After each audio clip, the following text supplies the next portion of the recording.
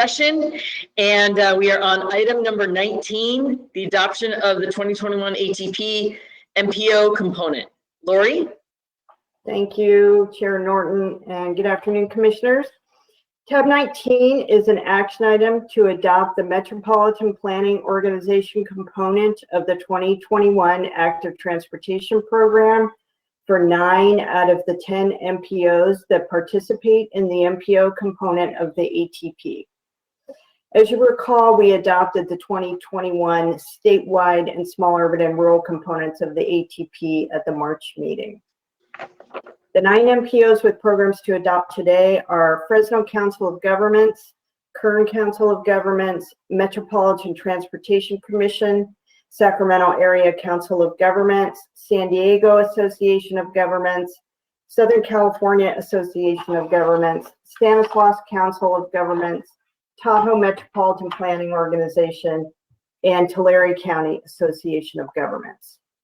Commission staff, Caltrans, and the San Joaquin Council of Governments are continuing to work together to resolve a few issues in their program, and we should be adopting San Joaquin COG's program at the August meeting.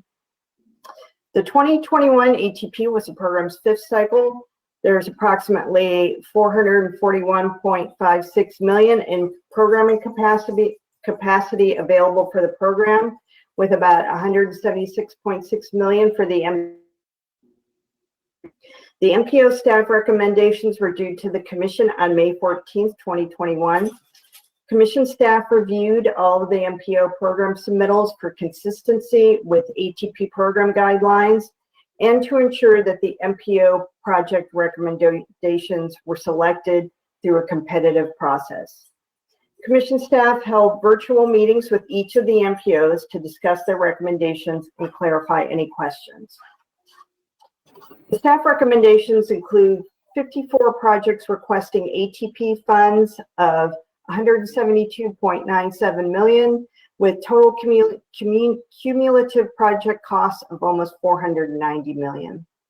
47 of these projects benefit disadvantaged communities. San Joaquin Council of Governments funding capacity of about $3.55 million will be programmed at the August Commission meeting. I'd like to thank all the MPO staff for their continuing partnership on the ATP. Several of the MPOs had brand new staff working on their MPO adoption this cycle, and they all did a very excellent job.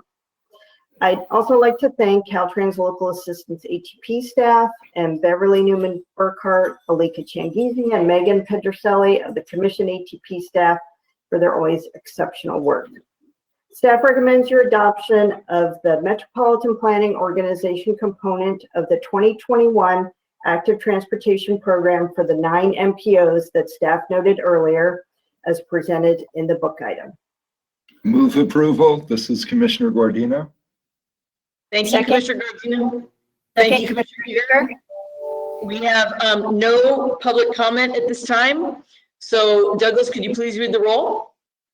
Thank you, Madam Chair. Commissioner Alvarado. Commissioner Davis. Aye. Commissioner Eager.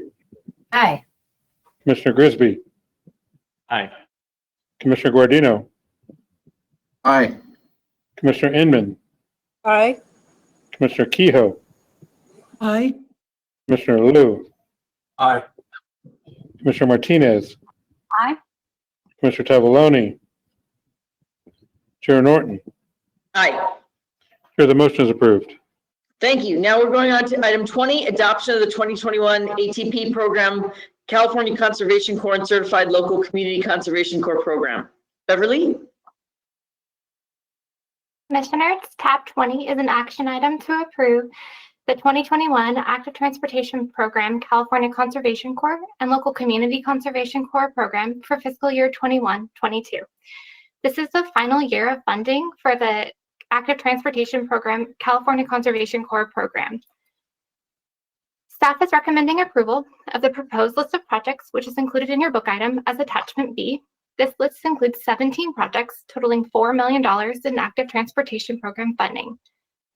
Staff recommendations are consistent with the recommendations made by the California Conservation Corps. Staff is also recommending approval of the one project on the substitution list included in this item as attachment C. This is an action item and staff recommends approval of the 2021 Active Transportation Program, California Conservation Corps program.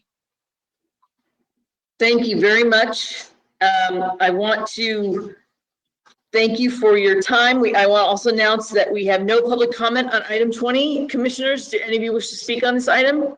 Motion to approve Martinez. I'll second. Second, Grigsby. Grisby seconds. Douglas, could you please do the roll?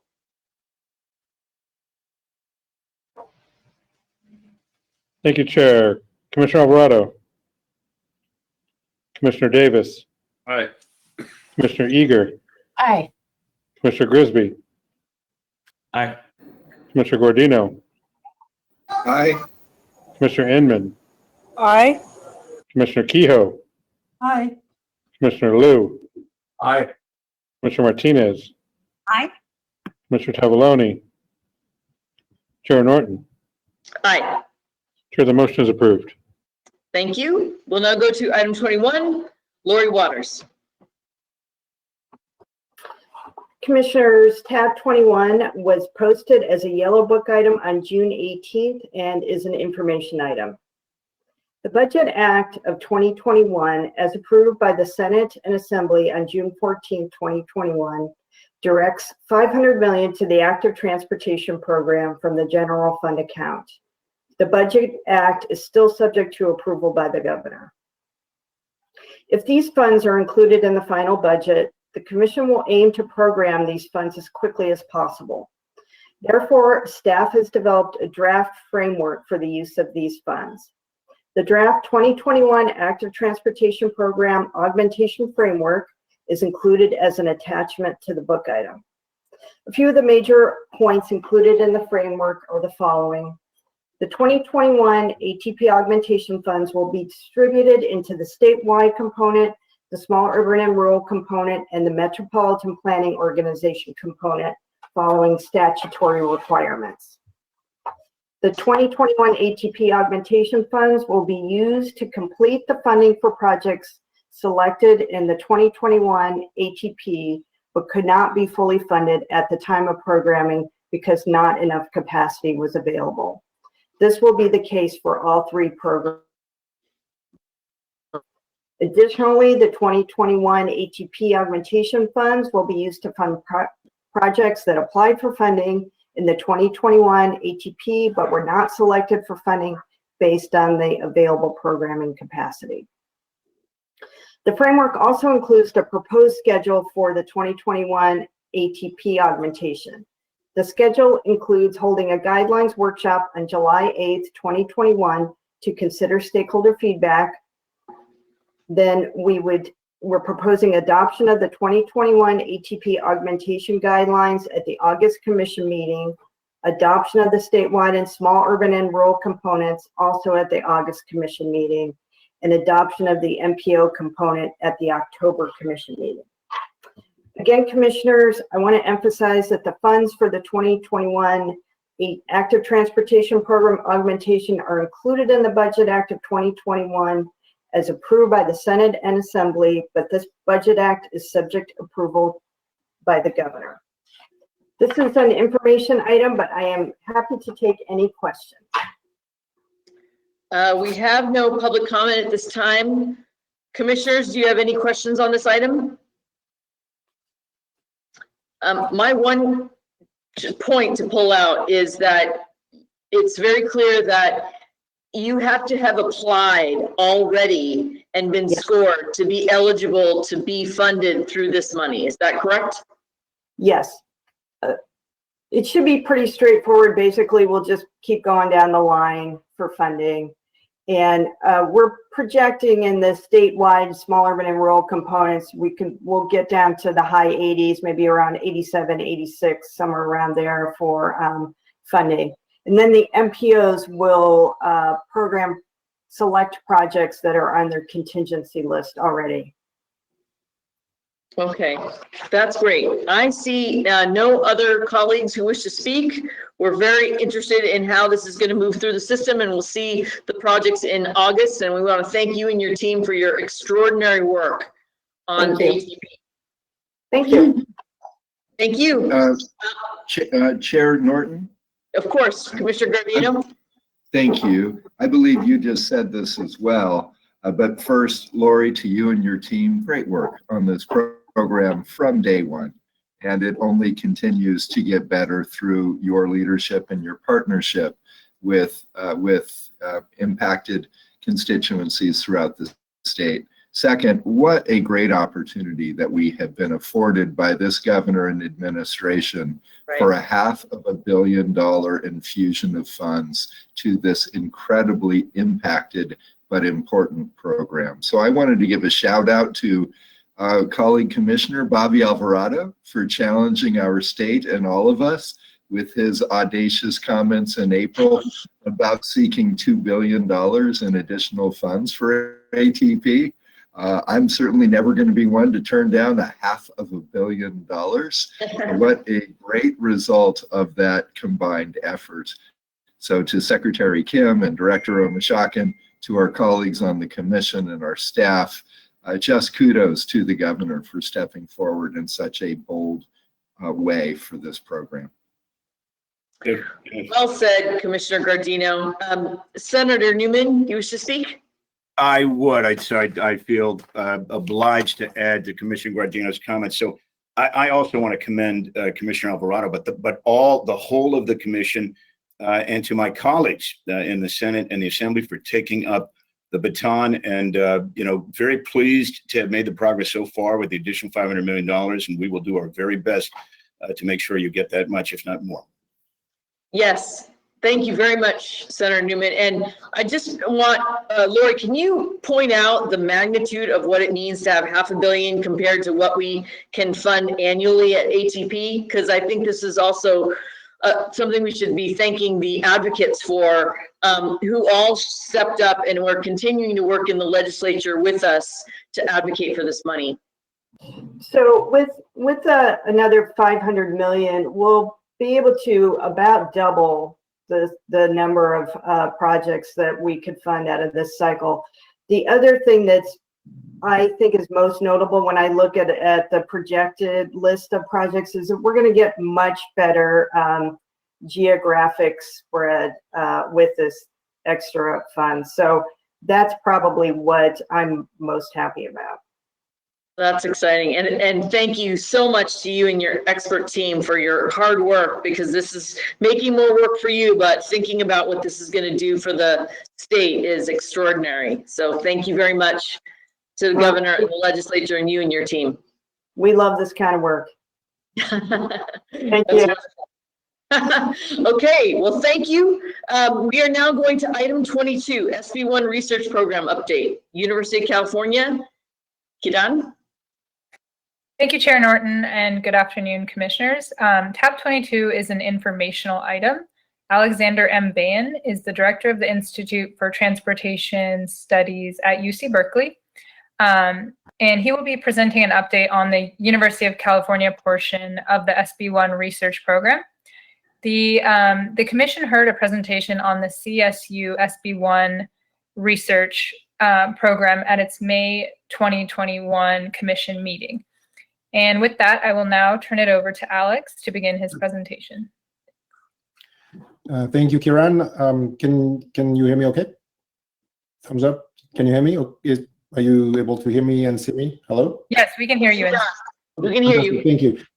Wonderful. Thank you. Thank you. Commissioners, thank you for the invitation. I'm really honored to be presenting today on behalf of UCITS. My name is Alex Bain. I'm the Director of the Institute of Transportation Studies at UC Berkeley, one of the 4 branches. If I can have the next slide. Yes, thank you. So very brief history about who we are as an organization. Our existence goes back to 1947 with an act of legislature that was supposed to counterbalance the lack of investment in transportation infrastructure during World War II. Over the 7 decades to come, we have grown a lot. There's now 4 branches. The initial one was at Berkeley, and now we have one at Davis, one at UCLA, and one at Irvine. We have over 30 disciplines covered, at all of them touch transportation, anything from engineering to policy. And what I'm going to talk about today is most of the work we've been doing over the last 4 years, and particularly last year on the SB1 funding. If you want to push to the next slide, you will see the 4 directors of the 4 branches. That's who we are. We have a leadership process by which we rotate. Every campus takes the lead for 1 year, and after 4 years, it returns to the previous campus.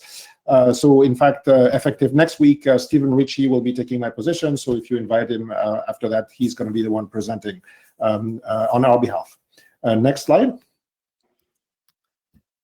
So this is a real quick synopsis of our production. We're very excited and very grateful for the SB1 funds. It's been now 4 years since we've been working with that funding that has supported over 200 research projects. That's quite substantial over the 4 branches plus affiliated branches. We have over 100 external partners engaged. I mean, the obvious suspect and big transportation agencies in California, but also local agencies as well as other stakeholders that have a stake in this game. There are several multi-campus initiatives launched, in particular one on COVID that we're particularly excited about. So that's also work which is very collaborative and statewide in nature. Next slide. So what you see in this figure gives you a sense of the ways the funds are allocated, and the next slide will give you a little bit more. But just on this one, what you can see is that essentially a lot of the funds go to research, which is kind of one of the primary goals of the university and goes back to the foundational mission of the institute. We do research on behalf of the state to advance the state. A little bit on education, because some of the activities span that, and a lot on communication, mostly engagement with the stakeholders and program coordination to make sure that we are in sync with our major stakeholders. If you go to the next slide, what you will see is you'll see a little bit more precise breakdown of what we're doing. And what you can see here is that the different topics we're covering span a lot of the different activities that, in fact, we heard about earlier on the call, and in general, the stakeholders of transportation in California. Most notably in the recent month, innovative mobility has been at the core of what we are pushing very aggressively. But a lot of the different topics that you see here, in particular transportation equity, data science, performance evaluation, and the environment, are also at the core of our work. Noteworthy to say as well that we had a lot of work done on COVID-19, and not just about operations, but also understanding the impacts of the virus on various agencies and helping them with different strategies in the post-pandemic era. And in fact, as we speak, we're co-editing a book that will be published by the 4 campuses with a lot of findings of this work. If you go to the next slide, you will see the different ways we are proceeding with this work. So most of the work essentially is done by RFP selected research, which means essentially we're running internal RFPs to the 4 campuses and affiliated campuses. And that's how we're managing the research portfolio of activities that we are handling. Some of it is direct, and that's mostly when the agencies tell us we need this done on that, and that's something we do as well. Which leads also to the third one, which is rapid response. I mean, once in a while, there is an urgent need, and we're trying to be as responsive as we can to the state. And a little portion of that is also just student-led research, which, again, aligns with our mission at the university. If you go to the next slide, you'll see an example of such work. This one is particularly important and dear to our heart. I mean, this is work that came out of UCLA, and that's mostly dealing with the problem of sexual harassment on public transit. I mean, there's a lot of issues there that have recently popped up and on a variety of topics. This one is one that we felt really needed urgent care, and then the work done by several of the UCLA scholars there has greatly advanced at least the assessment of that particular issue. If you go to the next one, you will see another interesting topic we're working on, which is essentially zero emission trucks. One of the characteristics of the Institute is we're really keen on supporting the states in its very ambitious environmental goals. And a lot of it has to do with either new technologies, automation, electrification, but also understanding how to deal with the existing fleet of vehicles. And so this was in support of some of the work to do with AB 2061. And is work that we're also very happy about the outcome for the state. Now, if you go to the next slide, you will see the partners that we have engaged in this work, and not so surprisingly, you'll see that the major agencies you would expect are on that list. It's also important to state that we are also engaging a lot with the private sector, and that's mostly because of the innovation ecosystem in Silicon Valley and the fact that a lot of the work in this field is led by the private sector. Moving on to the next slide, you will see a little bit more breakdown of these numbers, which I won't go through now. But if you're interested, we can send you more documentation here. And you can see again that we have a good balance between transit, other modes of transportation, regional versus state versus local, which is important again in this very fragmented but exhaustive ecosystem. Finally, going to the next slide, what you will see is that we have a lot of plans going forward. We're really excited about the REMI, the Resilient Innovative Mobility Initiative, that we're in the process of launching. There's lots of things happening right now as we speak, but I think this is going to be important for the state as it tries to position with respect to the new challenges in transportation, such as electrification, automation, data science, and many other things. We have been very active on pavement. Pavement is a key problem in California, and we have a pavement research center that is part of our organization. I've mentioned COVID-19 several times. This is something on which we're very active. And equity, obviously, nowadays has become a key topic, and I think transportation has a huge role to play in equity, and so that's why we're focused on this. If you push to the next slide, I think you will see another spotlight on the Pavement Improvement Center. So I'm going to go quickly, but I want to mention, since CSU was mentioned before, that we have very close relationships with Mineta, and in general, we work very collaboratively with some of the other universities in California. If you want to go to the next slide, I think we're getting close to the end of the presentation here. On the COVID-19, lots of project funded, lots of excitement, lots of multidisciplinary work that spans beyond transportation. A book coming out, co-authored by 4 authors in the editing chapters of dozens of authors across the 4 campuses, and an award. Thank you for this. We were really excited. And I'm proud of it. So I'm going to stop here. I think I'm at the end of my slot. And I don't know if time allows for any questions, but if not, we'll be at your disposal by email for any follow-up inquiry you would want. Again, I want to thank you for the opportunity to present today. We're really excited to be part of this team and to have the opportunity to tell you what we're doing. Thank you. Thank you. We don't have any public comment at this time, and I'm going to wait to see my colleagues turn on their screens. But I did want to mention 2 things that I think are super important for the work that you're doing. One, I want to thank you for all the work you're doing on women and transit. This is really groundbreaking work. It's very helpful in terms of safety and how women travel and when women travel. It's really notable work. In addition, I think, given that we're doing so much now policymaking around metrics, being able to have real research and factors that are helping guide which TDM programs to invest in, how to address EV implications, what to do. These are all so important to make wise decisions and to look at how we continue to have the state of good repair while we're looking at climate change. So the work that you're doing is extraordinary and very, very relevant, and frankly, foundational to some of the decisions we're trying to make with metrics attached to them. So thank you very much.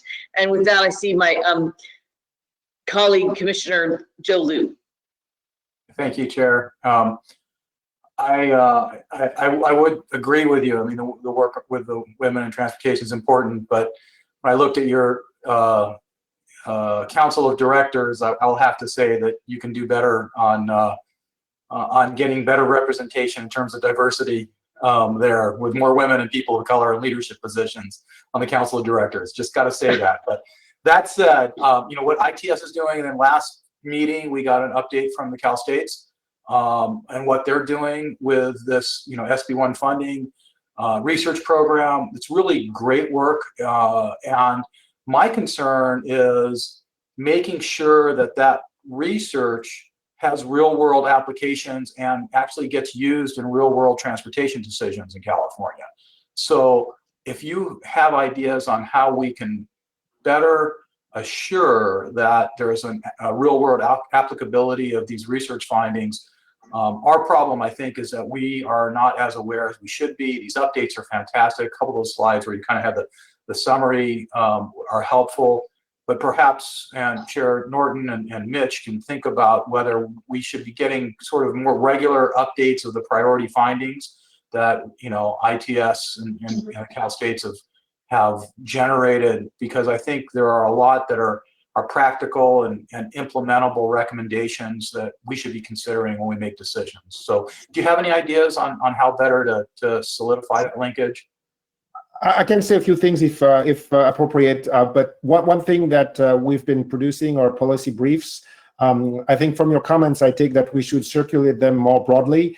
Every project funded by us leads to a minimum of one policy brief, and sometimes more when the projects are bigger. These are very short document, one page, very easy to grasp. So I think based on your comments, one thing we'll do is we'll try to widen our distribution network, and in particular, if we can work with you so you can distribute internally to the commission, I think that'd be really great.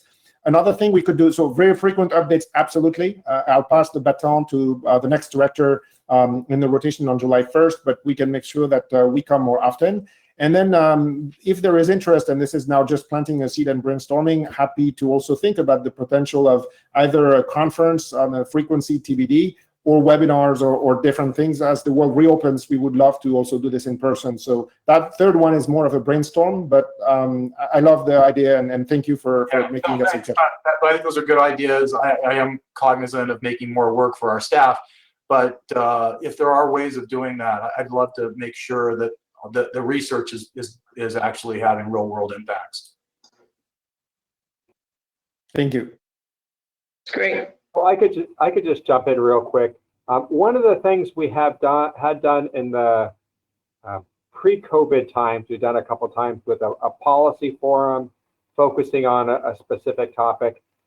This might be a good opportunity for us to think about how we think about that and how we could transition the work that's going on at both the CSUs and the UCs towards specific policy recommendations in that we include in our annual report. The other thing that comes to mind is I'm hesitant to say this because our meetings are growing quite long, but having an opportunity to maybe highlight, give somebody an opportunity to highlight one of the studies at at one of our 8 regular commission meetings might be another thing to consider. On that one, I can respond really quickly. One thing we could do without prolonging your meetings too much is, in the style of the National Science Foundation, do lighting talks. Like literally, it can be anything from 30 seconds to as long as you want. But asking a researcher to summarize their finding in 1 minute is something we're used to. And even that could just trigger a lot of interest leading to follow-ups offline. And happy to do that. Instead of speed dating, it's speed research reporting out. We'll figure out how we do it. Thank you. Wonderful. Seeing that there are no other commissioners who wish to speak, I want to thank you for your time and for the great research that you and your colleagues are doing. Thank you so much. Okay, with that, we're going to move to the information calendar. And Tim, you're going to guide us through the items that are withdrawn and which ones we're going to remove from the info calendar. Sure, I'd be glad to. Great. Thanks, Chair Norton. Commissioners, please note. Oh, I'm sorry. Okay.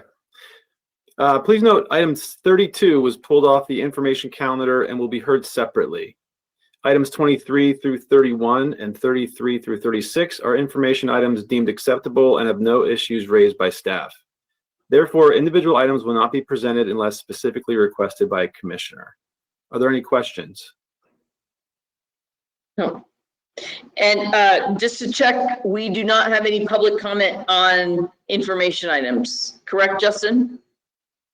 Yes, Chair Norton, that is correct. Okay, excellent. Okay, that concludes the presentation of the information calendar. And I will now turn it over to Casey Ruggiero to cover item 32. Thank you, Tim. Good afternoon, commissioners. Tab 32 is an information item. This is the final right-of-way expenditure report on STIP projects at construction contract acceptance. Consistent with statute, Caltrans provides this report to the commission annually. Regional and/or interregional shares on projects presented in this report with expenditures above or below 20% of the amount at allocation must be adjusted accordingly. This is an information item and no action is required on your part. Okay. Are there any comments on this particular item? So yes, this is, oh, let me turn my face on there. Thank you, Commissioner Eager. Yes, thank you so much. I did have a question about Kern 46. I think that was part of this project, correct? Correct. Yeah, so it's my understanding that there was an issue between Caltrans and Kern Cog about a specific contract and whether or not each side met their obligations of that contract. So it's just my suggestion that Caltrans and Kern Cog go back and look and see if there is some sort of resolution to that particular issue, and then bring it back to us at a later date. Yeah, so this report does implement the annual report of SIP balances for county and interregional shares that are due by August 15th, and will be the basis for the 2022 STIP. But if there is a revision to the final expenditures, they can come back and provide an updated report. Okay, I would appreciate that. Thank you. Does that require a motion? Okay. No, but if I could jump in real quick, I think someone had emailed us some comments, so I don't know if Doug has those that, all right, maybe Aaron Hakimi is on so he can make the comments himself. Yes, Aaron Hakimi is on. Thank you. Good afternoon, Madam Chair and Commissioners. Thank you for directing attention to this item. I'm Aaron Hakimi with Kern Council of Governments. Kern Cog values its partnership with Caltrans and the CTC. Kern Cog keeps its promises. I look forward to quickly implementing the proposal discussed yesterday between Kern Cog, the CTC, and Caltrans that would strengthen our partnership with Caltrans and the CTC. Thank you for giving this your attention. Thank you very much. Appreciate your time. Tim, with that, are we ready to take the consent calendar minus 55 and through to 76 minus 74? Yes, I will cover that in my speaking notes. Wonderful. Commissioners, please note item 55 was withdrawn prior to the meeting, and item 74 has been pulled from the consent calendar and will be heard separately. The remaining items 37 through 54, 56 through 73, 75, and 76 are consent calendar items for a vote of approval. Please note the changes to items 65 and 70 on the change list. For item 65, one uncontested resolutions of necessity was withdrawn prior to the CTC meeting. With these changes, Commission staff recommends approval of items 37 through 54, 56 through 73, 75, and 76 on the consent calendar. Could we get a motion, Commissioners? So moved, Commissioner Eager. Eager moves. Second, Martina. Martina seconds. Douglas, could you please read the roll? Commissioner Alvarado. Commissioner Davis. Aye. Commissioner Eager. Aye. Commissioner Grisby. Aye. Commissioner Guardino.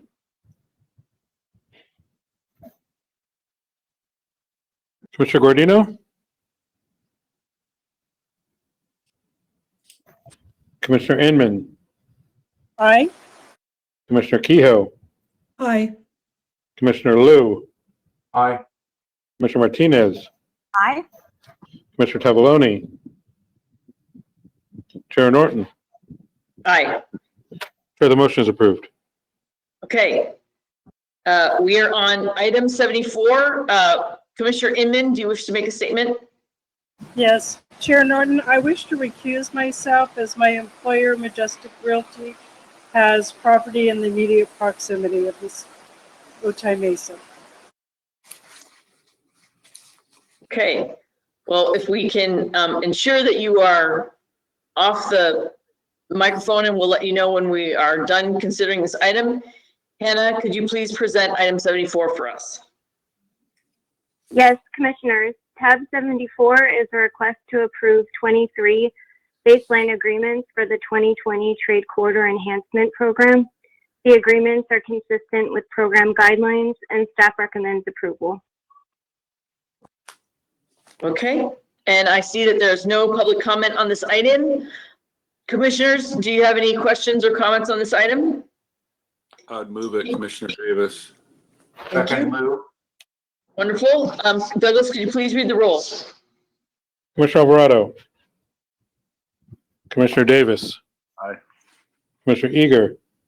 Aye. Commissioner Grisby. Aye. Commissioner Guardino.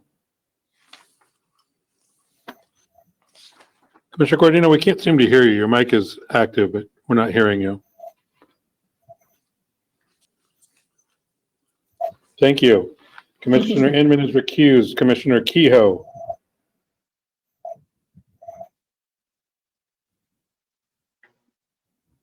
Commissioner Kehoe? Commissioner, your microphone is active, but we cannot hear you. Commissioner Liu. Aye. Commissioner Martinez. Yeah, it's like a gate. Right, it's like an airport gate. It's not a border gate. Commissioner Kehoe, we can hear you. Commissioner Martinez. Aye. Commissioner Tavaloni. Chair Norton. Aye. Chair, the motion is approved. Thank you so much. Now we are on item 77, Caltrans response to commission comments on the State Highway System Management Plan. Tim? Thank you, Chair Norton. Commissioners, item 77 is an information item. Streets and Highway Code section 164.6 requires Caltrans to publish an updated 10-year State Highway System Management Plan as part of an overall asset management plan every odd-numbered year. At the March 2021 Commission meeting, the Commission submitted comments on the draft 2021 State Highway System Management Plan for consideration into the final plan, which was submitted to the Governor and legislative members by June 1st of this year. Michael Johnson, the State Asset Management Engineer for Caltrans, will be presenting an update on the final State Highway System Management Plan. Mike, are you online?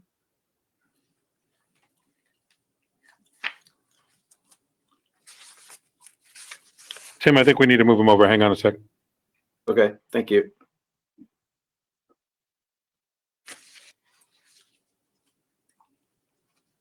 I'm back, Madam Chair. Oh, thank you very much, Commissioner Inman. We're glad you're back. All right, can you hear me now? We can. Perfect, thank you. Good afternoon, Madam Chair, Commission. Thank you for the opportunity to provide an update on where we are with our 2021 State Highway System Management Plan. Next slide, please. In total, we received over 300 comments on the plan, including a little over 90 comments from our external partners, and we certainly appreciate all of the comments, both internal and external. We also received 17 comments from the CTC, public comments and responses, as well as all of the commission comments and responses are included in the final SHSMP in the appendix. So you can kind of go through comment by comment. But in addition to the commission comments, we have met with some of our partner agencies that submitted a number of comments. I would characterize most of the public comments that we got were related to our two new objectives, sea level rise and complete streets. And that seemed to be the thing that everyone wanted to comment about there. So next slide.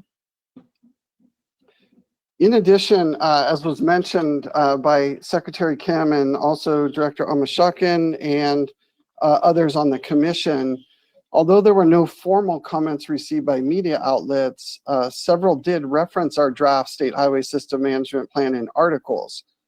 And there were two themes in the reporting that I would like to address. The first is this idea that transportation needs continue to grow despite the fuel tax increase, this essentially implying that the additional funding was not having an impact, and I want to put that one to rest. And the other thing that was alluded to was an implication that Caltrans was somehow less cost effective than our peer states, and I want to address that point as well. Next slide. So with respect to what I would call a mischaracterization of our 2021 plan, I present to you the 4 preceding plans the department has produced. And I presented this in a stack column to show that the orange section in our 2021 plan is in effect new objectives that have never been reported before in any prior plan. So if you really want to do a plan-to-plan comparison, you have to compare the dollar value of the needs for the blue section, or the blue portion of that stack column. That would be a true apples to apples comparison. And so the characterization that the total needs in the 2021 plan were indicative of the fact that we weren't knocking these needs back is not really a true statement. Because if you look at the blue section, which is the other 36 objectives that we have in the shop, they have been coming down over our plans from 2015 to now. So I think that one was a little bit of a mischaracterization. It wasn't inaccurate, but it was really comparing apples to oranges. And that was really the point that I wanted to clarify with respect to that theme that I saw. Next slide. This particular graphic we included in the final version of the plan in the executive summary. And this shows the 4 core assets. So this is pavement, bridges, culverts, and transportation management system needs over time. And you can see that the needs are going down year over year, or plan over plan. This is where the bulk of the SB1 money is going, because the legislation has very specific performance objectives here that command the lion's share of all the SB1 money goes into these categories. I'll show you in a subsequent presentation on benchmarks how we're bringing in things like complete streets and more sustainable solutions and things as we do that. But overall, I think this graph is very compelling. The needs on the core components of the transportation system are actually going down. And that was our commitment in SB1 to fix it first. Next slide. So the other point that I wanted to touch upon was this idea of cost efficiency. And the media reports that I saw were referencing a published document by a think tank. And they were looking at the information that's on the screen and saying, well, look, California's not that efficient because the dollars that you spend per lane mile of highway is higher than some of our peer states. So for example, if you compare, let's say, what we're spending to what Ohio's spending. So they have a similar size system, but they're spending half as much as we're spending. And then you can even look at the largest system in the country at Texas with almost 200,000 lane miles, and they're spending half of what we're spending on compared to our system that's 1/4 the size.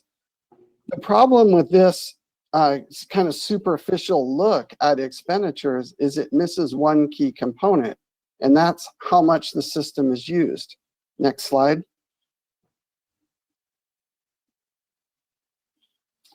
So I did a little bit of research and pulled out vehicle miles traveled by state for these peer states that we were just looking at in the table.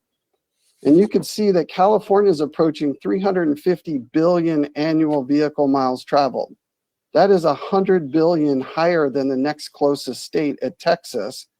And when you compare us to someone like Ohio, they're down at 100 billion. We're at 250 billion more vehicles being served by our transportation system than the transportation system in Ohio. Next slide. So if we bring that information back into the same table, so I've just added a column here that brings in the usage.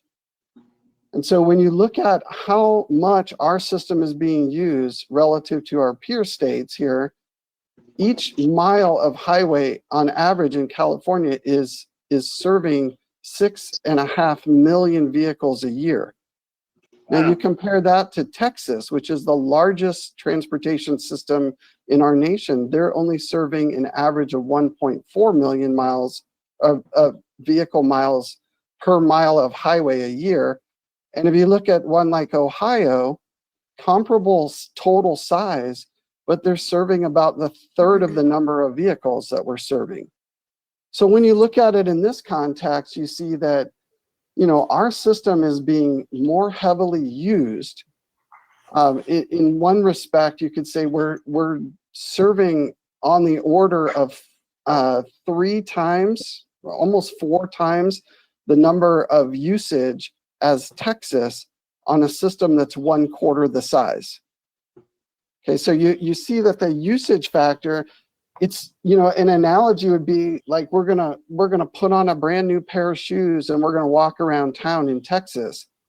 In California, we're gonna put on those same shoes and run a marathon.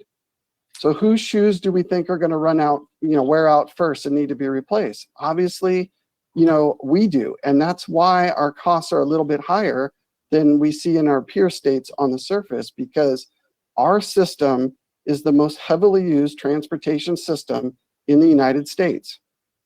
Next slide. So just to close down, I know you've got a busy agenda. I wanted to just get to the point quickly. We want to thank the commission. We want to thank all of our partner agencies for the comments on this plan. It is a big lift for us. We spend a lot of time producing this plan. You know, we're pretty proud of the plan, and I think it puts our whole program on a really good framework to ensure that we're going to meet the commitments of SB1. We're putting our money into a diversified set of investments, and it gives us a very clear path forward into planning and into ultimate project development for the shop that we're going to obviously bring to the commission here shortly for our next shop. So the plan is good. We've made some modifications based on the comments from the commission. And, you know, at this point, I'd be happy to address any further questions you might have on the 2021 State Highway System Management Plan. Thank you so much. This is very eye-opening. I think we're going to want to refer to a couple of your slides, so please keep the presentation up. I want to check whether or not we have any commissioners wishing to speak or public commenters at this time. Justin? There's no public comment at this time. Okay. I'd like you to go back to the 6 million for VMT and some of these other, because this is fascinating. And I guess I'm wondering how this is helping us make the case federally as we're looking at qualifying for and having dedicated sources for federal funds to support our roadways and the tremendous use that our roadways get. Yeah, I think it's a great comment. You know, and I think what I'm trying to demonstrate here using information, you know, the first 2 columns, the system size and expenditure, are right out of the same think tank report that's saying that we're being inefficient. If that think tank were to bring in the usage, I think we would have a very different picture, because without that usage, for example, if you were in the state of Florida, it looked like you're grossly mismanaging what's going on. But then you bring in the usage and you realize Florida has the 2nd busiest highway system in the nation, right? So I think it's important, and the reason, you know, that I wanted to bring this in this forum is so that everybody could hear this message, that you cannot just look at expenditures per mile assuming that all highway systems are being equally used, because they're not. Yeah. And just a follow-up to that, how has climate affected this? You know, we've had multiple conversations about what happens with the asphalt in the heat with these very heavy trucks and with the tremendous amount of usage. What does that do in terms of road life and the need for, you know, multiple fixes as we're about to be in another long, hot summer where that asphalt is going to melt when these, you know, large milk trucks and other things are stuck in traffic and they're sinking into the asphalt. Yeah, I think that would show up here in the expenditures. So, you know, as we have fires, for example, in California from extreme heat, dry conditions, drought, you know, there's going to be damage caused by those fires to the transportation system, for example. That would be captured in expenditures. You know, as we start to see, you know, the early signs of sea level rise, and we start to have, you know, highway segments sliding into the ocean, there's costs associated with restoring those, and those get captured in this expenditure. So you are getting it from the standpoint of, you know, of things you've experienced, you know, to date, and through that expenditure number. And have you also looked at this on a per capita basis, not just per vehicle? I have not looked at it on a per capita basis. You know, that would be very favorable probably to California because we have a huge population relative to many other states. But, you know, I think that population is in part why the VMT and the usage is so high, right? So they kind of go hand in hand. We have a relatively moderate sized system. You know, we're nowhere near Texas. But when you look at how many vehicles we're serving on that small system, it's a really heavily used transportation system. And so things are wearing out a little sooner. And, you know, we need to spend money to keep them, you know, in a state of good repair. Yeah. Well, this is going to be very, very helpful for us as we continue to get some questions about the efficacy of SB1 funds. So I really appreciate further deep dives into this, and we'll be asking you further questions in the future, but this is very, very helpful. I see no other commissioners or public commenters, so I want to thank you for your work on this item and move to now item 78.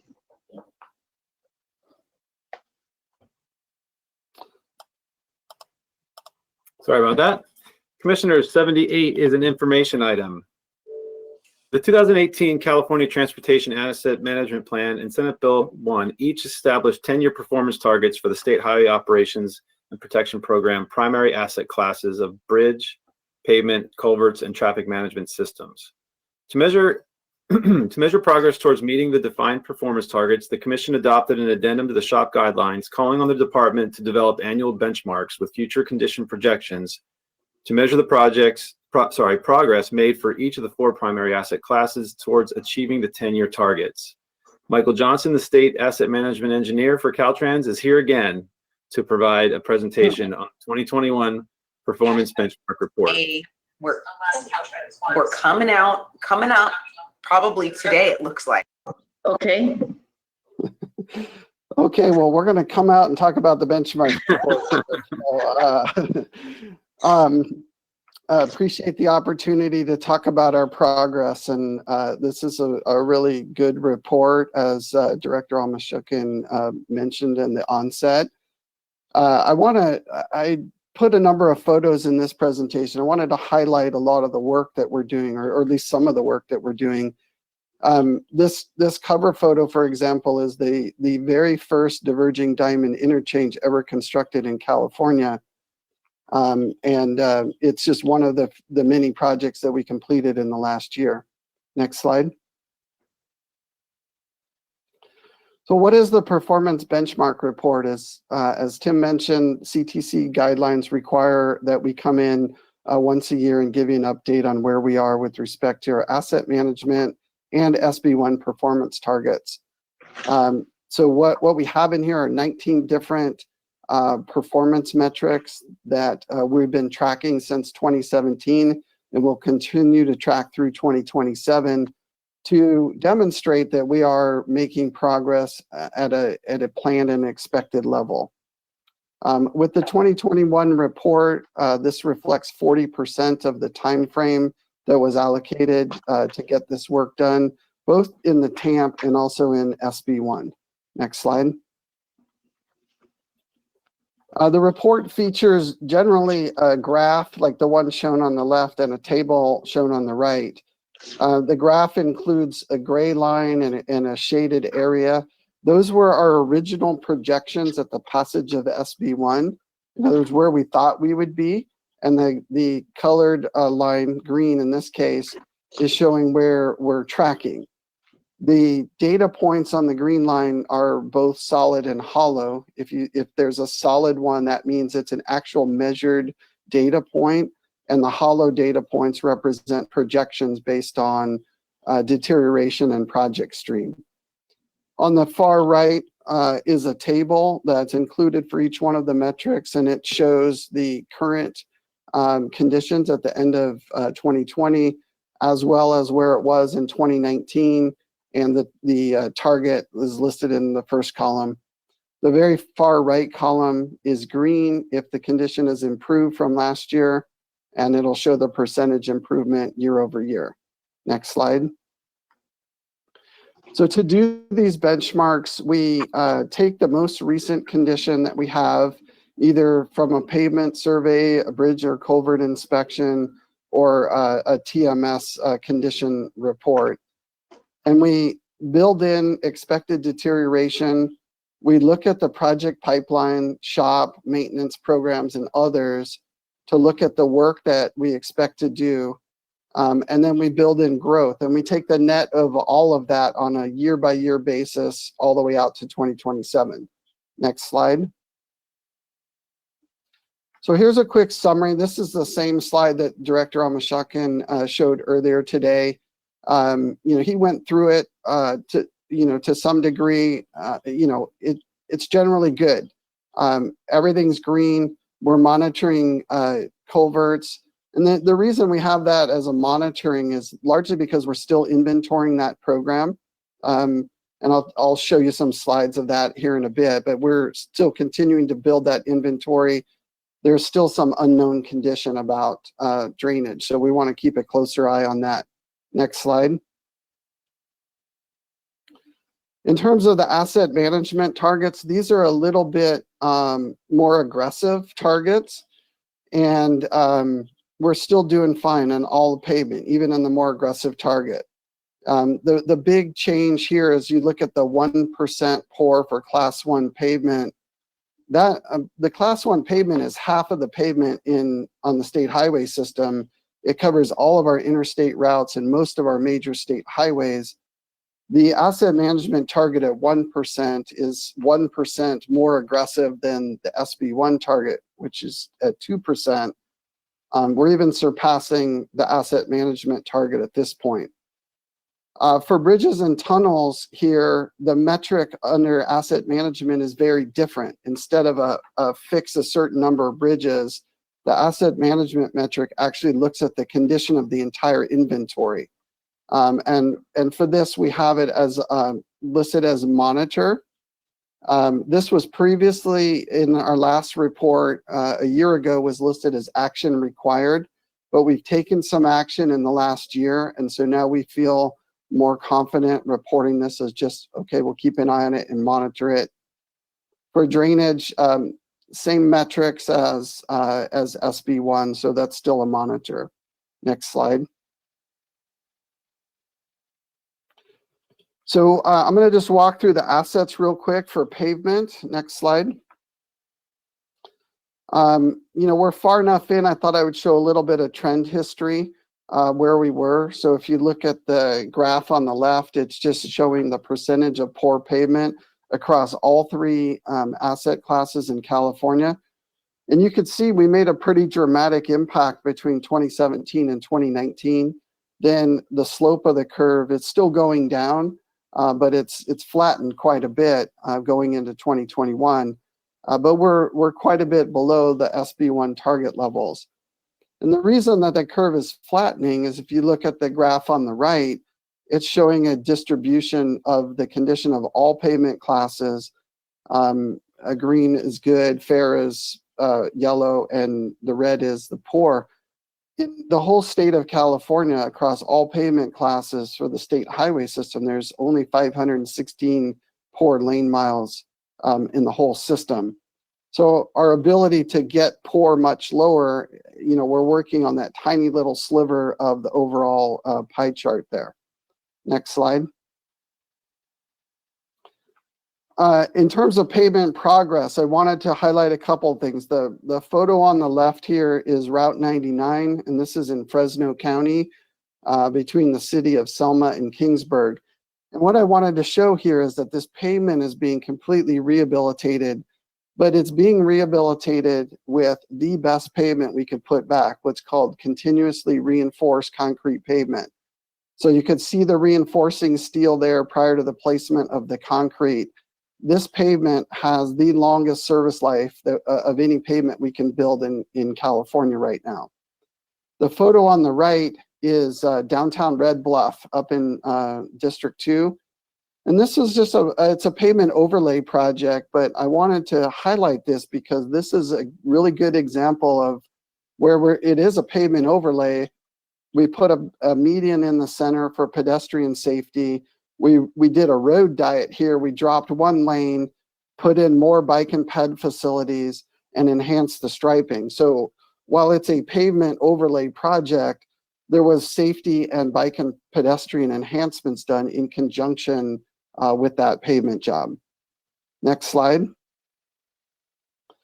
As I mentioned, all the classes of pavement got better across all categories. I mean, there's not much more to say. We're really doing well with respect to our pavement conditions. Next slide. Shifting gears to bridges. Next slide. This chart is a cumulative chart from the beginning of Senate Bill 1. In the light green, we are showing what our pre-SB1 bridge fixes were. And as you recall, Senate Bill 1 required us to fix an additional 500 bridges. So the wording of the law is such that we had to establish what the fix level was before SB1. That was 114 bridges a year. And then the dark green portion of these columns show the cumulative amount that has been fixed above and beyond the pre-SB1 level. And so with this report, we've fixed an additional 542 bridges, on top of the 456 we would have done without SB1. But with this report, we've met and surpassed the commitment that was established in SB1 for fixing 500 additional bridges. Next slide. We did a lot of bridge work last year. I want to just talk about some of them just to kind of give a flavor for what Caltrans was doing in the midst of a pandemic. The photo on the top left is the Alameda Interchange. This is 101 just south of San Francisco. And in this particular case, it's somewhat hard to see, but there's only one lane of traffic open. More than half the bridge deck is being replaced, and the construction is going on in additional lanes on the other side of the K-rail. This type of project would have taken many, many, many closures without the reduction in travel on the freeways due to COVID. And so this is just one example where Caltrans was able to use the opportunity of low VMT to accelerate this construction and get it done, and probably with better quality due to the larger scale at which we could build it. The photo in the center is Interstate 5 near Anderson. This is bridge work happening at night, and I just wanted to put this in there to remind everybody that a lot of our work is done at night. And so, we do that to minimize disruption to the traffic. But a lot happens while most of us are home at night sleeping. And that was occurring even in the middle of the pandemic. The photo on the far right is the Klamath River Bridge project. And this was a bridge replacement. So the bridge on the right is brand new. The one on the left is the older bridge. You'll notice that the new bridge completely spans the waterway. And again, this is kind of following this theme. We're building a new bridge, but it's really better than the one that was there before. It's better because it's more durable because we don't have foundations in the middle of the river. And it's also better environmentally because we're not disrupting anything with foundations in the waterway. And then of course, the bottom left photo is the Gerald Desmond Bridge. This was by far the single most significant bridge completion and opening in the year. But there was this was a partner project, obviously, with the Port of Long Beach, but there was a fair amount of shop money in this project as well. Next slide. So for bridges, the poor bridges got a little bit better, 0.1%. The fair got a little bit greater, but still within target levels. And the poor got a little bit lower, but again, still within target levels. The thing here, when I look at the bridges, while we're making improvement in the poor bridges, we need to make improvement faster. And so we have established a program, or in the process of establishing a program that will specifically target bridges that we hope to be able to come in and show a pretty substantial reduction in that 3.4% poor. This program that we're standing up is going to address about 4 million square feet of poor bridges in the state of California over a 2-year period, beginning in next month. Next slide. Culverts, in this particular area, like I said, we're still building the inspection program. The culverts are inspected with a little robotic crawler that's shown in the far right photo, and it's operated by the operator there with some joysticks and a computer screen, and he's sort of watching the video as he drives this thing through these pipe culverts. Caltrans completed over 26,000 culvert inspections last year. And in addition to building the program,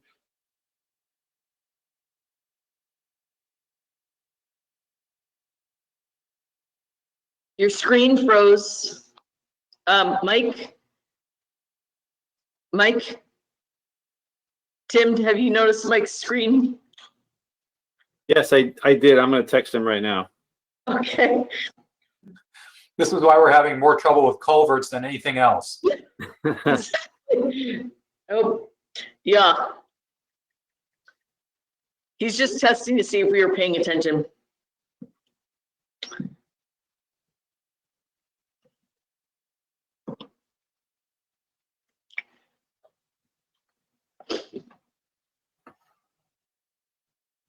Mike?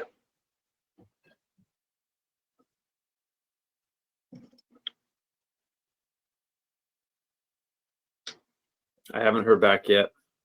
He's Okay. now showing offline, so he may not be available. Oh, okay. Is there someone on Mike's team that can continue his presentation?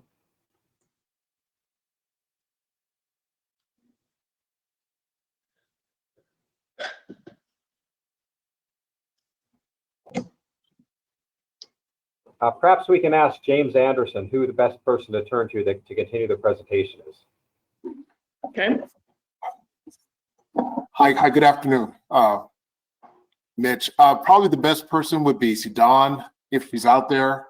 I don't think so. So at this point, either we can wait for Mike or we should probably proceed and try to circle back. That would be my recommendation. All right. So I'll leave that to the chair's discretion, but I'd like to lay out the expectation that if something happens to somebody, that Caltrans has somebody ready to step in. I know if something happens to Tim and he can't carry on, then his staff has his talking points and is ready to jump in and do that. So hopefully we can do that for all our presentations. Your point is duly noted. Thank you. Thank you, Chair Norton. Thank you very much. We're gonna hold this and come back to it since it's just an informational item. And so Tim, stay tuned. Let me lay out what the rest of this afternoon is gonna look like. We have we're gonna hold 79 through 84 and item 93 to tomorrow. And we want to take up the balance of the agenda as we can move forward.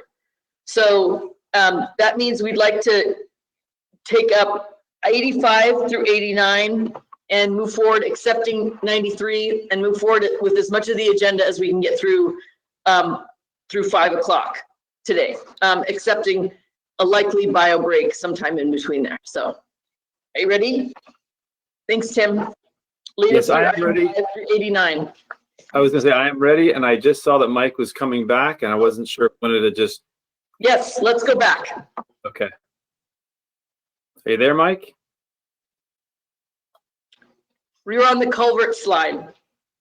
Mike, can you hear us?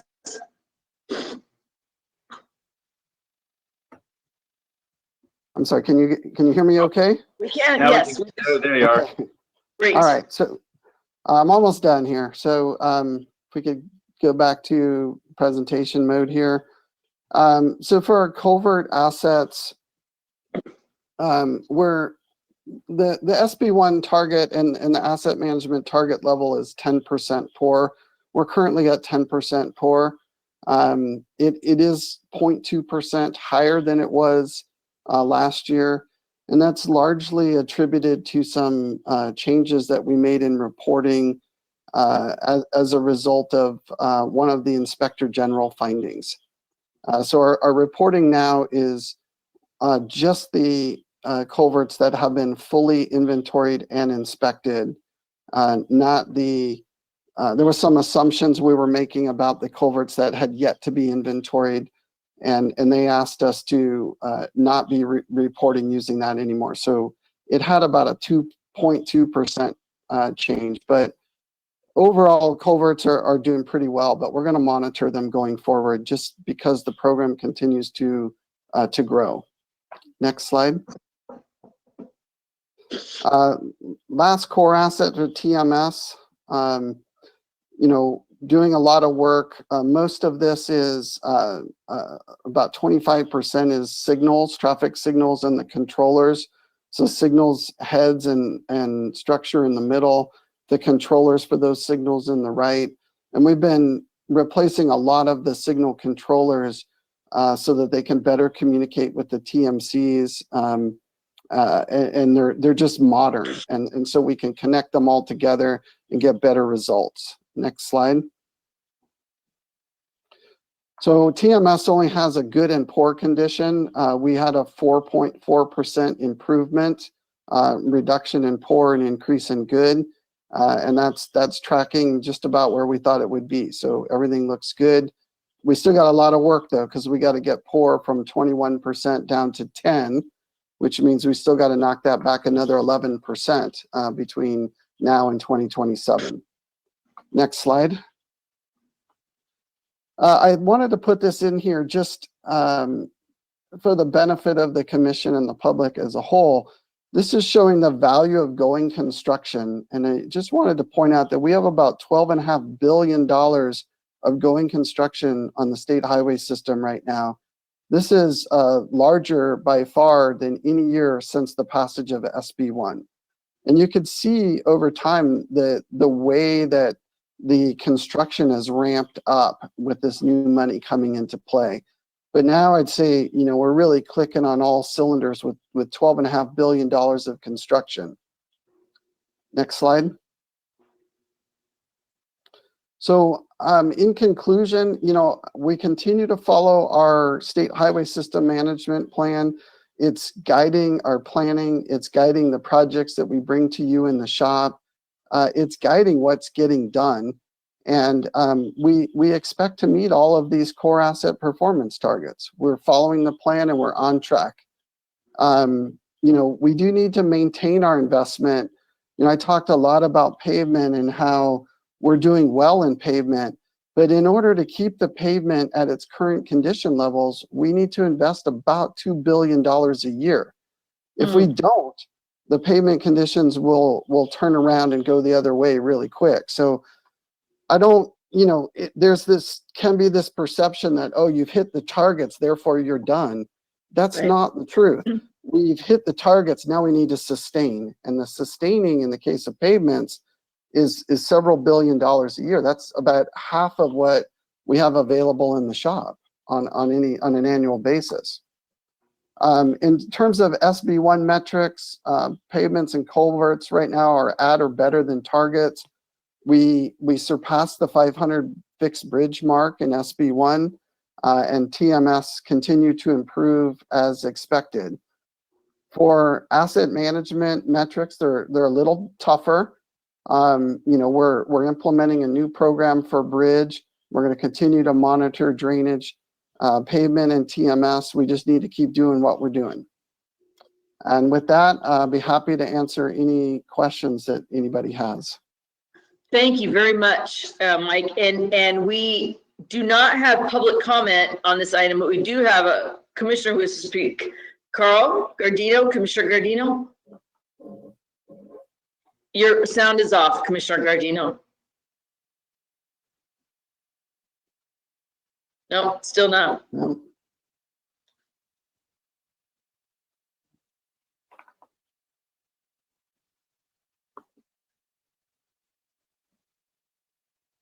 I don't know whether you can you type in your comment and have Justin read it?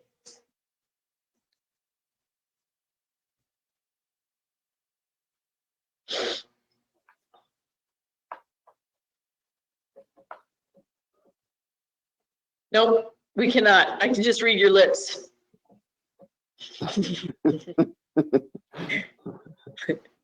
Yeah.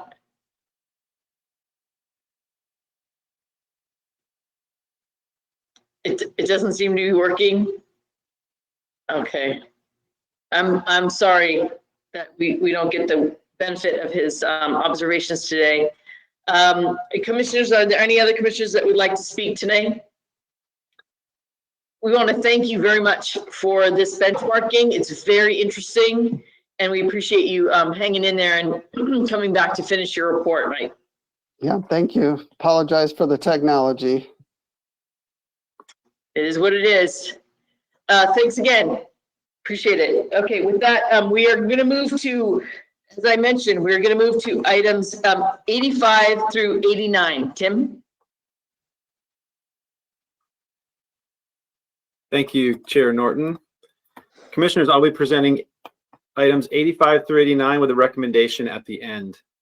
Item 85 is an action item for a bridge replacement project on State Route 166 in Kern County that is requesting a supplemental allocation for pre-construction support for the project approval and environmental document phase.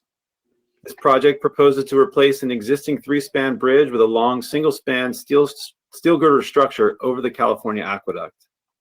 Caltrans is requesting a supplemental allocation of $2.45 million to perform all the work to complete this phase, prepare all permit data and documentation, and perform preliminary design work to expedite the completion of the plan specification and estimates phase to keep this project on track for a 22-23 fiscal year delivery.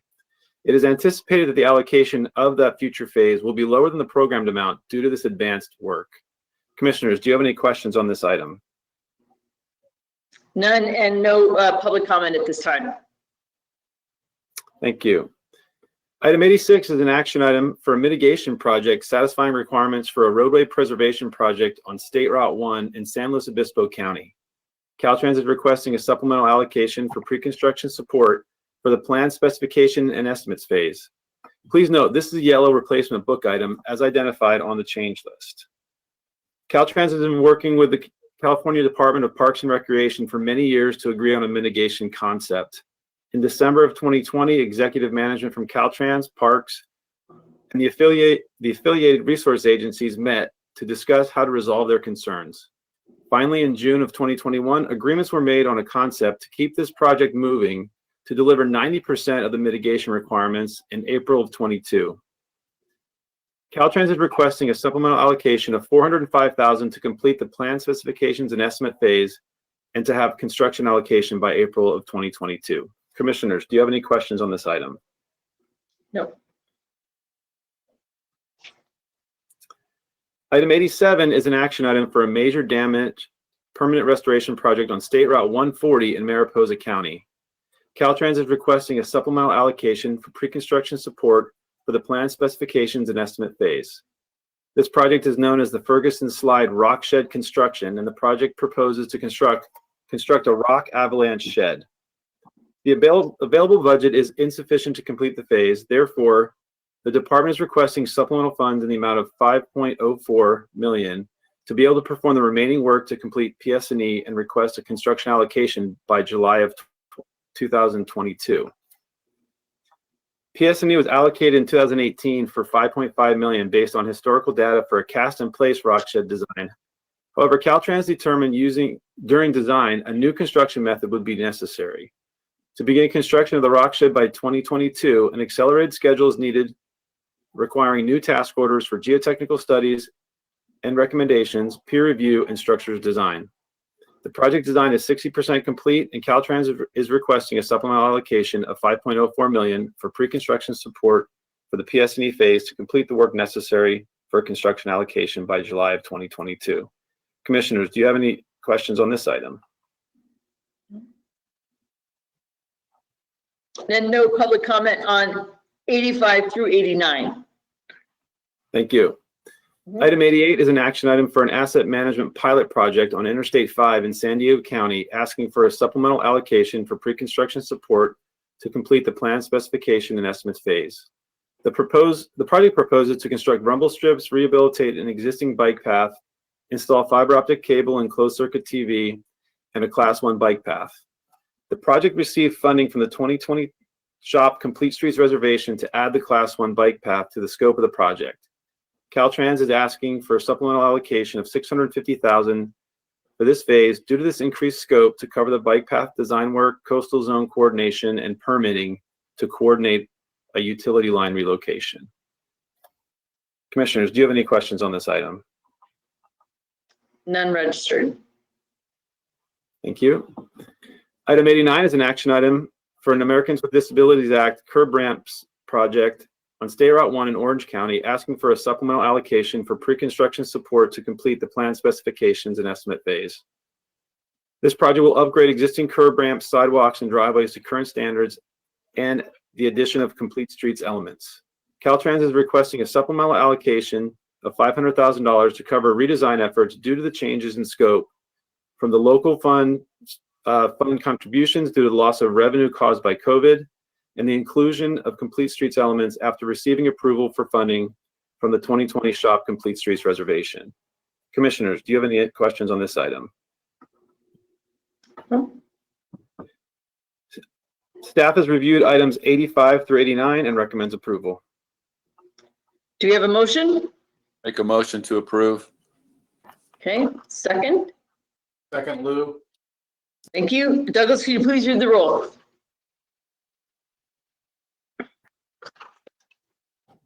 Commissioner Alvarado.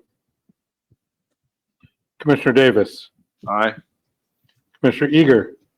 Aye. Commissioner Grisby. Aye. Commissioner Guardino. Aye. Thank you. We heard you. Aye. Commissioner Inman. Aye. Commissioner Kehoe. Aye.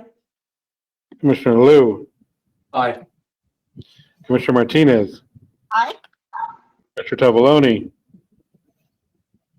Chair Norton. Aye. Chair, the motion is approved. Okay, with that, let's take items 90 and 91 together. Tim? Thank you. I will be presenting items 90 and 91 with a recommendation at the end. Item 90 is an action item for a minor A roadside safety improvement project on Interstate 5 in Siskiyou County, asking for a supplemental fund allocation to award the construction contract that will construct a barrier wall. Bids were open on May 3rd, and the lowest bid was 11.9% over the engineer's estimate. The cost increases are primarily related to bid prices for the crash cushion system and concrete barrier bid items. Caltrans is requesting $201,000 to award this contract to the lowest bidder. Commissioners, do you have any questions on this item? No, and there's no public comment on it either. Thank you. Mm-hmm. Item 91 is an action item for a minor A roadside culvert rehabilitation project on State Route 3 in Trinity County, asking for a supplemental fund allocation to award the construction contract. Bids were open on April 28th, and the lowest bid was 27% over the engineer's estimate. The cost increases were primarily related to bid prices for culvert pipe, the trenchless culvert installation, and traffic control. Caltrans is requesting a supplemental allocation of $362,000 to award this contract to the lowest bidder. Commissioners, do you have any questions on this item? No, and no public comment on it. Staff has reviewed item 90 and 91 and recommends approval.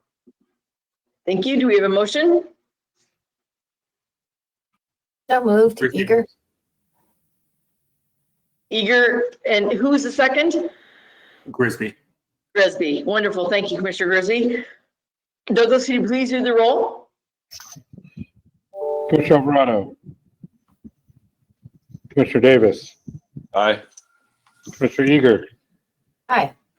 Commissioner Grisby. Aye. Commissioner Guardino. Aye. Commissioner Inman. Aye. Commissioner Kehoe. Aye. Commissioner Liu.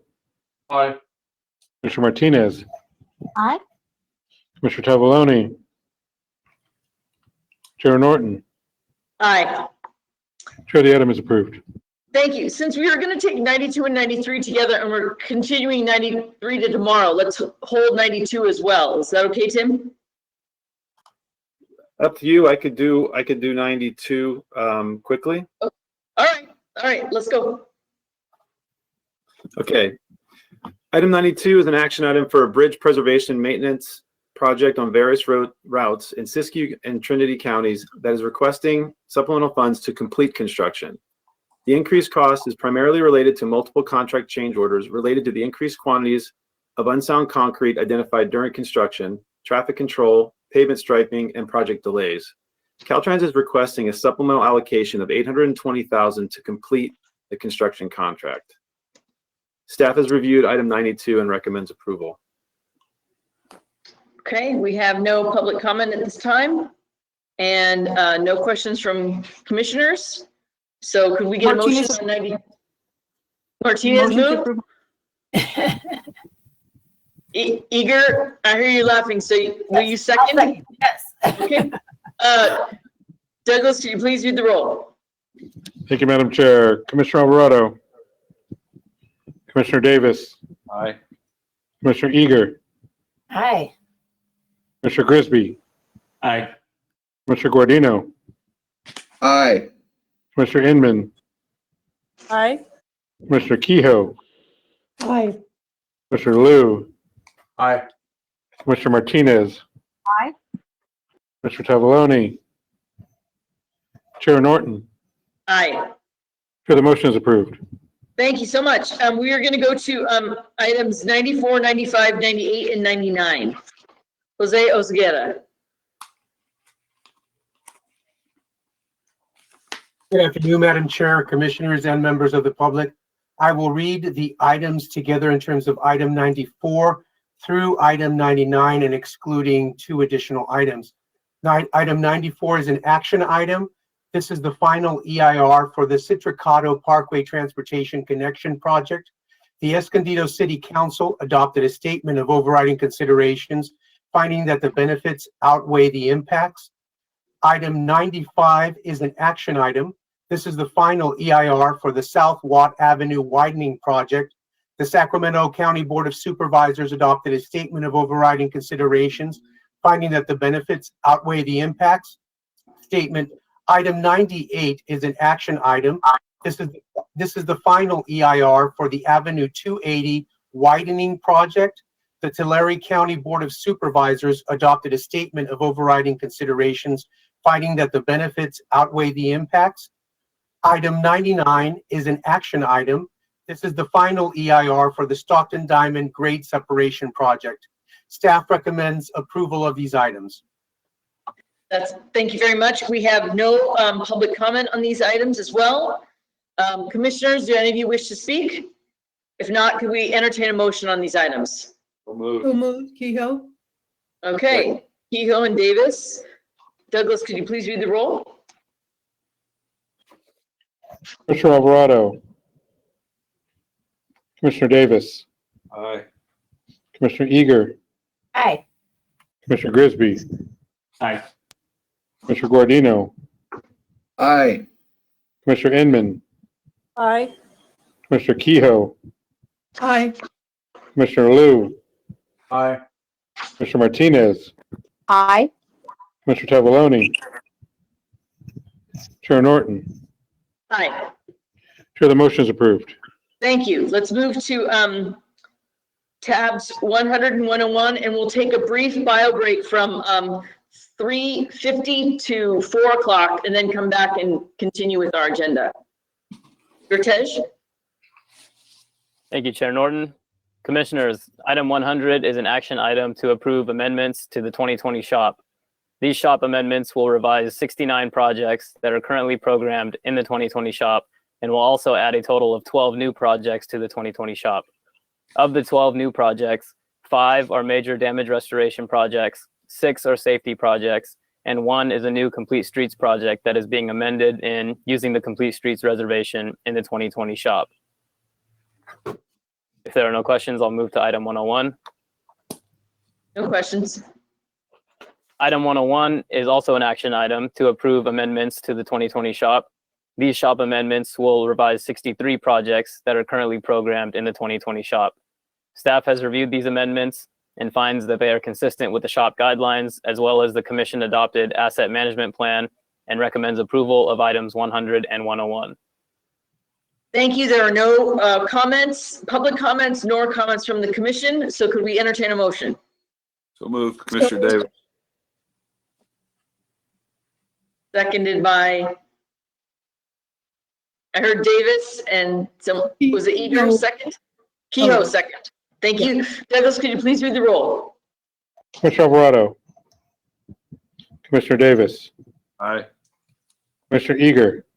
Aye. Commissioner Grisby. Aye. Commissioner Guardino. Aye. Commissioner Inman. Aye. Commissioner Kehoe. Aye. Commissioner Liu. Aye. Commissioner Martinez. Aye. Commissioner Tavaloni. Chair Norton. Aye. Chair, the motion is approved. Thank you so much. Teresa, item 102.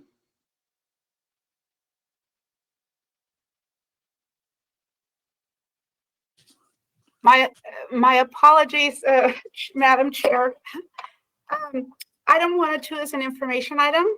The Department of Transportation is requesting a STIP amendment to add 3 new projects and increase funding to 5 projects as a result of the funds made available to the STIP from the Federal Coronavirus Response and Relief Supplemental Appropriation Act of 2021 funds. The various agencies provided the required information to add or augment projects to the STIP.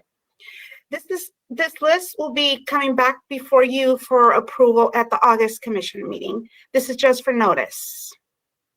Okay, thank you so much. Can we move on to items 103 and 104? There were no public comments on 102, by the way. 103 through 106. I beg your pardon. Anya and Chris? Good afternoon, Commissioners. Tab 103 is an action item to amend the local partnership formulaic program. These amendments will add 8 projects and also add supplemental funds to 1 existing project. Tab 104 is an action item to amend the 2020 local partnership formulaic funding distribution to add $5 million incentive funding for the Sonoma County Transportation Authority in fiscal year 2021. The Sonoma County Transportation Authority informed Commission staff of the successful passage of Measure DD on November 3rd, 2020. And this is a renewal of the current sales tax measure, Measure M. Measure DD is a voter-approved 20-year quarter-cent sales tax measure that becomes effective April 1, 2025, and it is projected to generate $26 million annually to fund transportation services and repair roads. Tab 105 is an action item to amend the 2020 Local Partnership Competitive Program. Specifically, the amendment will divide the project scope into 2 segments. 1, a highway construction segment and a toll system segment on Route 680 southbound express lane from Route 84 to Al Costa Boulevard project in Alameda and Contra Costa counties. And change the implementing agency to the California Department of Transportation for the highway construction segment and to the Alameda County Transportation Commission for the toll system segment on Route 680 southbound Express Lane from Route 84 to Al Costa Boulevard project in Alameda and Contra Costa counties. The approved local partnership competitive program funding of $25 million on this project will be for the highway construction segment. Because both project segments were evaluated and recommended in its entirety, the implementing agencies must comply with the full project delivery and reporting requirements for each segment as outlined in the local partnership program guidelines. Tab 106 is an action item to approve 9 project baseline agreements for the 2020 Local Partnership Competitive Program and establish these agreements as the basis for project delivery and monitoring in accordance with the Commission's SB1 Accountability and Transparency Guidelines. Staff would like to recognize that Caltrans has been a responsible and diligent partner throughout the baseline agreement process. Please note on the change list, page 2 of the agenda item, the planning and programming number, EP&O, for the Route 55 improvement project in Orange County has been revised to 3470. Staff has reviewed the request and baseline agreements. The items are consistent with the local partnership program guidelines and the Commission's SB1 accountability and transparency guidelines. Therefore, staff recommends your approval of tabs 103, 104, 105, and 106, and the noted changes on the change list. Thank you very much. I am informed that there is no public comment on these 4 items. So if we could entertain a motion. So moved. Eager. Thank you. Okay. Second, Lou. Second. Okay. Douglas, can you please read the roll? Commissioner Alvarado. Commissioner Davis. Aye. Commissioner Eager. Aye. Commissioner Krisby. Aye. Commissioner Guardino. Aye. Commissioner Inman. Aye. Thank you. Commissioner Kehoe. Aye. Commissioner Liu. Aye. Commissioner Martinez. Aye. Commissioner Tavoloni. Chair Norton. Aye. Chair, the motion is approved. Thank you so much. Item 107, Lori Waters. Commissioners, tab 107 is an action item to consider an active transportation program scope amendment for the San Francisco Municipal Transportation Agency's Geneva Avenue Pedestrian and Bicycle Safety Improvement Project in San Francisco County. This project was programmed in Cycle 3 of the program for $2.3 million in ATP funds. The scope of this project is to improve bicycle infrastructure gaps along Geneva Avenue. The attachment to the book item titled Project Scope Change Request details all the specific scope revisions requested by SFMTA. In summary, this is an ethnically and economically diverse, high-density area with a lot of active transportation users interacting with high-speed traffic, causing serious safety concerns. This project is part of San Francisco's Vision Zero program. The scope amendment was necessitated because some of the more pressing safety improvements in the original ATP scope were addressed by other projects with earlier schedules. Also, it was discovered that a water main would have been impacted by the proposed transit bulbs. As a result, SFMTA realized project savings and added additional scope to the project, including more traffic calming improvements and additional pedestrian signal modifications. Caltrans performed an engineering assessment of the updated scope and has determined that the changes will result in an increase to the overall active transportation benefits of the project, particularly in regards to safety benefits, as compared to the original scope. Commission staff concurs with this assessment and believes that the updated scope fulfills the intent of the original project submitted by SFMTA. Staff recommends supporting this scope amendment to the San Francisco Municipal Transportation Agency's Geneva Avenue Pedestrian and Bicycle Safety Improvement Project in San Francisco County. Thank you very much. We have no public comments on this item, and if we have no commissioners who wish to speak, I'd like to entertain a motion. So moved by Grisby. Thank you. Commissioner Grisby, do we have a second? Second by Eager. Thank you. Douglas, could you please read the roll? Commissioner Alvarado. Commissioner Davis. Aye. Commissioner Eager. Aye. Commissioner Grisby. Aye. Commissioner Guardino. Aye. Commissioner Inman. Aye. Commissioner Kehoe. Aye. Commissioner Liu. Aye. Commissioner Martinez. Aye. Commissioner Tavaloni. Chair Norton. Aye. Chair, the motion is approved. Thank you. And then with that, we'll take a brief break until 4 o'clock.